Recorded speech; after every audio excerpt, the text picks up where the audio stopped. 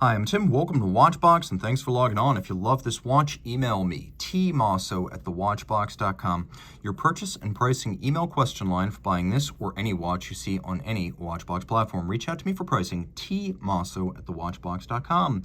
Today, we're discussing an Omega Specialties series watch launched for 2022 based on a model from 1939. This has already been discontinued, so consider this a second chance.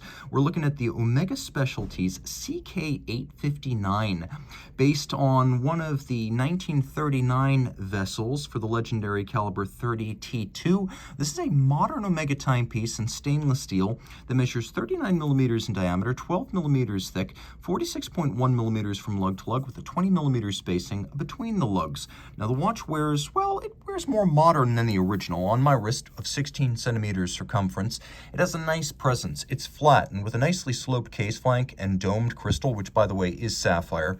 It sits low enough that any dress cuff can slide up and over. I recommend it for a wrist as small as 13.5 centimeters circumference. Taking a quick look at the strap, it's vintage inspired. Medium brown, maybe even one might say light brown calf skin with a contrasting binding stitch, a sheer cut to show you the layers of leather.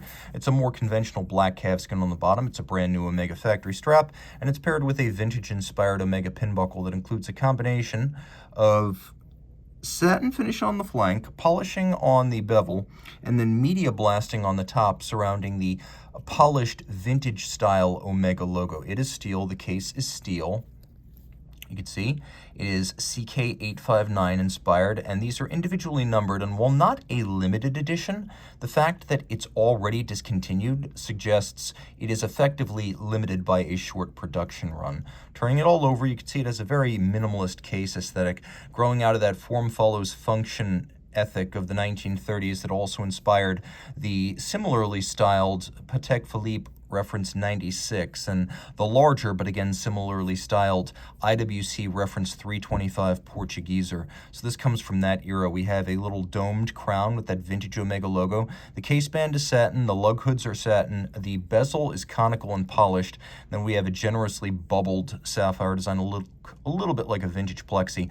Omega's modern conventions of using elaborate dial materials such as ceramic or platinum or titanium, that continues here. As you can see just above the cannon pinion, this is a sterling silver dial, so the dial is like a silver dollar inside your watch.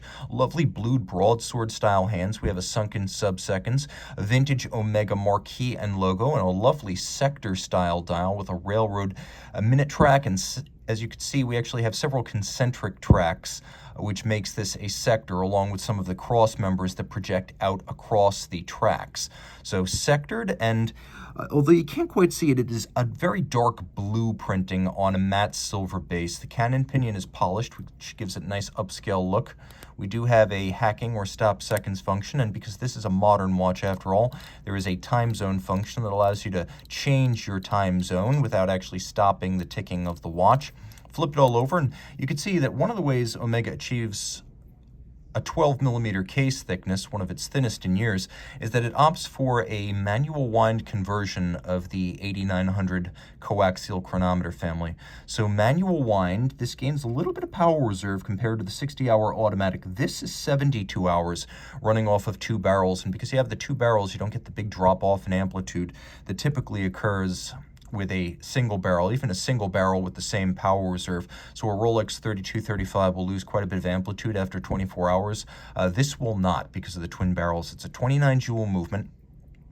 It has a beat rate that is slowed a little bit to achieve that extra power reserve. It actually beats at 21,600 vibrations per hour, but we have a full balance bridge and a free sprung index for shock tolerance and anti-magnetic silicon hairspring. Omega calls that SI14. We have the stop seconds and the time zone feature. We have a lovely arabesque Côte de Genève across the bridges with both black polished and actual blackened screws. For a converted automatic movement, it actually looks remarkably tidy. There aren't any empty or bald surfaces where a winding bridge should have been sitting. It is quite attractive. It looks as though it were designed as a manual. Also impressive is that it is a master chronometer, which meets all the COSC tests but goes beyond. A fully cased up 6-position test of chronometry, shock resistance, water resistance, power reserve. and of course anti-magnetism. This watch anti-magnetic to over 15,000 Gauss, effectively amagnetic, and it is a 30-meter water-resistant watch. So reach out if you love this vintage-inspired coaxial escapement chronometer. Reach out to Team Mosso at thewatchbox.com for purchase and pricing details.